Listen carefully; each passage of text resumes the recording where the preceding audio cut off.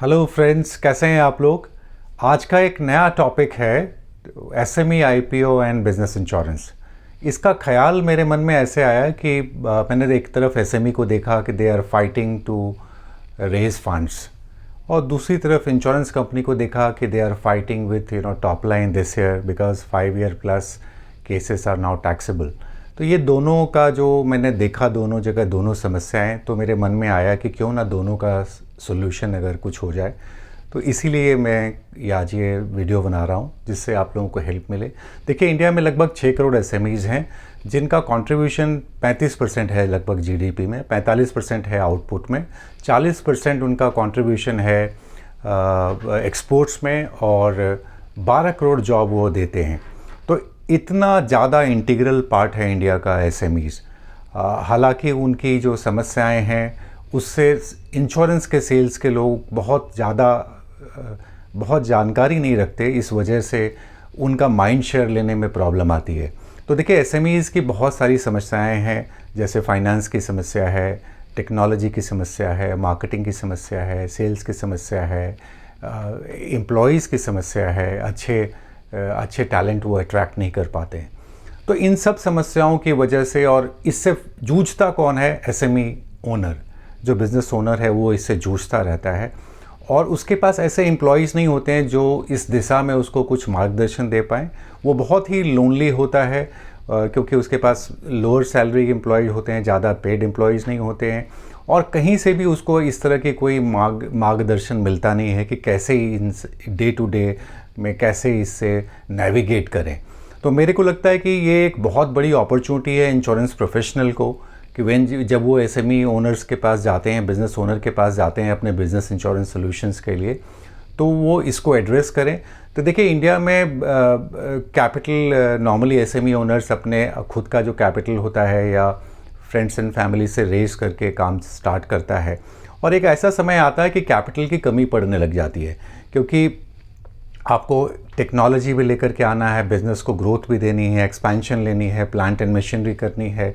तो इस वजह से, और वर्किंग कैपिटल या दूसरे लोन्स का मदद नॉर्मली बैंक्स उतना नहीं कर पा रहे हैं इंडिया में आजकल, बिकॉज़ आपको पता है कि पीछे एनपीए की समस्या बहुत ज़्यादा हो गई थी, और इसके वजह से उन्होंने अपनी स्ट्रैटेजी थोड़ी चेंज करी। उन्होंने, सब बैंक्स ने रिटेल लेंडिंग ज़्यादा करने लगे, जैसे होम लोन है, कार लोन है, ऑटो लोन है, और पर्सनल लोन है। इस तरह के में ज़्यादा उनका फोकस आ गया, और बिज़नेस को वो कम मदद करते हैं। और ऐसे भी इंडिया में ऐसा माना जाता है कि जब आपको पैसे की ज़रूरत होती है तो बैंक्स देना नहीं चाहते हैं, और जब आप सेल्फ सफिशिएंट हो जाते हैं तो उस समय आपको बैंक्स, आपकी एलिजिबिलिटी बन जाती है, लेकिन बैंक्स उस समय आप पैसे बैंक से रेज नहीं करना चाहते हैं। तो ये एक बहुत ज्वलंत समस्या है, और फंड्स की वजह से बहुत सारे एसएमईज़ अपनी गोल्डन पीरियड को देख नहीं पाते हैं।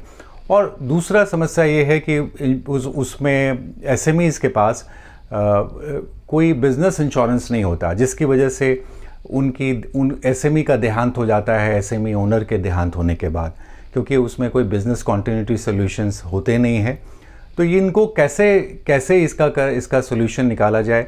इंश्योरेंस कंपनियां भी ऐसे लोगों को ग्रुप इंश्योरेंस नहीं दे पाती हैं, क्योंकि उनका फोकस होता है 500,000 करोड़ के कॉरपोरेट मिल जाएं जहां पे वो अपने ग्रुप सॉल्यूशंस दे पाएँ।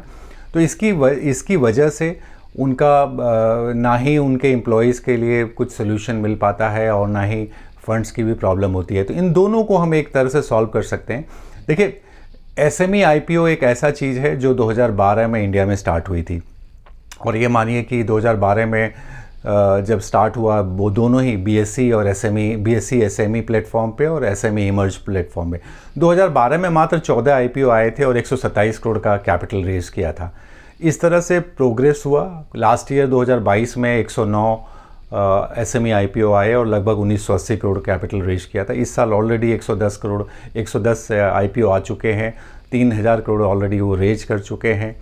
और इस तरह आप देखें कि 6 करोड़ वाले एसएमई वाले देश में अगर मात्र 750 कंपनियां अभी तक लिस्ट हो पाई हैं, तो कितनी ज़बरदस्त अपॉर्चुनिटी है। 6 करोड़ माइनस 750 सब लिस्टिंग के लिए तैयार हैं। और एसएमई आईपीओ का मतलब होता है कि आप कोई भी कैपिटल रेज कर सकते हैं, 2 करोड़ से लेकर के 100 करोड़ का कोई भी कैपिटल। लेकिन बहुत सारे एसएमईज़ को अवेयरनेस नहीं है कि वो कैसे करें। और सीए भी ज़्यादा गाइडेंस नहीं दे पाते हैं, वो तो प्रोजेक्ट रिपोर्ट बना सकते हैं या सीएमए डेटा दे सकते हैं जिससे आप बैंक से पैसे रेज कर पाएँ। हालांकि एसएमई आईपीओ एक ऐसा रूट है जहाँ पे आप कैपिटल रेज करते हैं एट 0% कॉस्ट। और कोई भी कंपनी को अगर वेल्थ क्रिएशन करना हो, अगर वेल्थ मल्टीप्लाई करना हो, तो बिना इस रूट पे गए हुए होगा नहीं।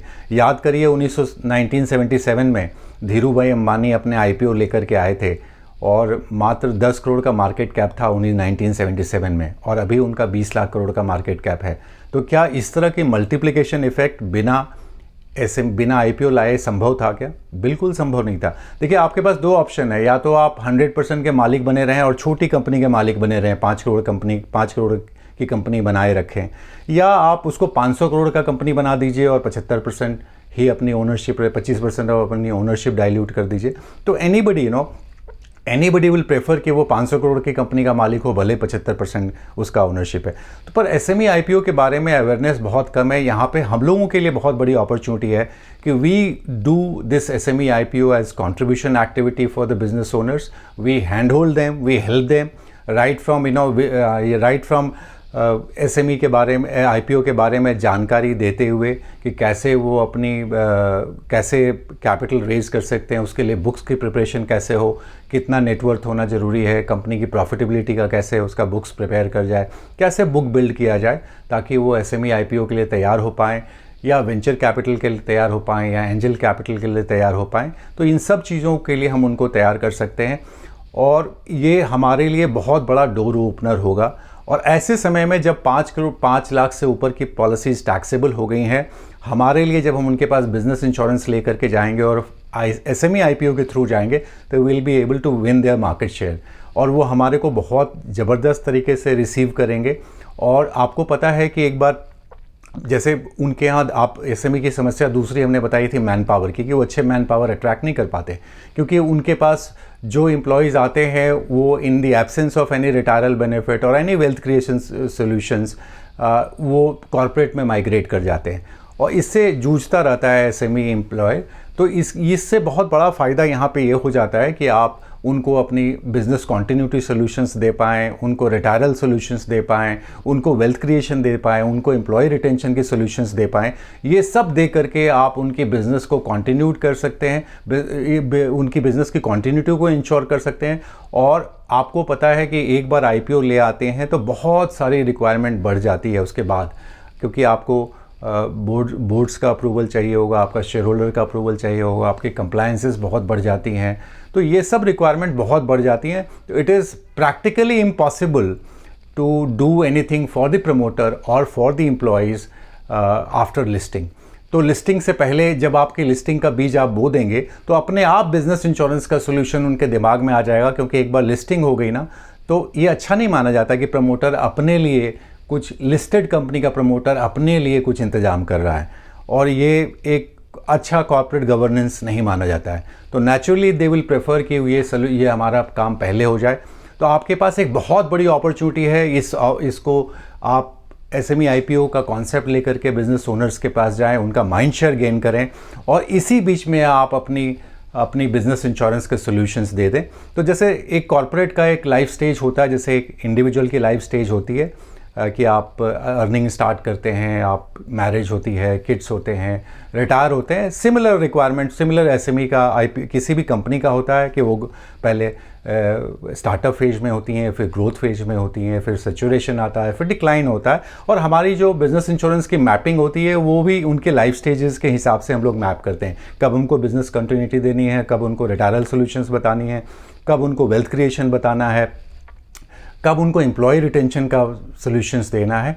ये सारे सॉल्यूशंस हम लोग उनके आईपीओ, क्योंकि आईपीओ का बीज बोने में और लाने में 1 से 1.5 साल उसका पूरा प्रोसेस है जो लग जाता है उसके बुक्स को प्रिपेयर करने में, और इस बीच हमारा बिजनेस इंश्योरेंस हो जाएगा। तो मेरे को ऐसा लगा कि जो 5 लाख से ऊपर की जो पॉलिसियाँ टैक्सेबल हो गई हैं, उसके बाद एक एक टॉप लाइन को कहाँ से हम मैच करें, इसकी बहुत ज़बरदस्त ज़रूरत आ पड़ी है।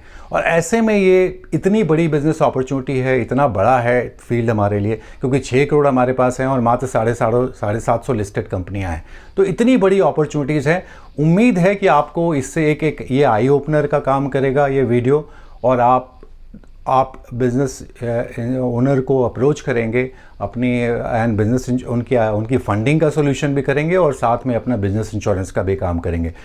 आई am ready to hand hold if you need any services in this regard. Thank you.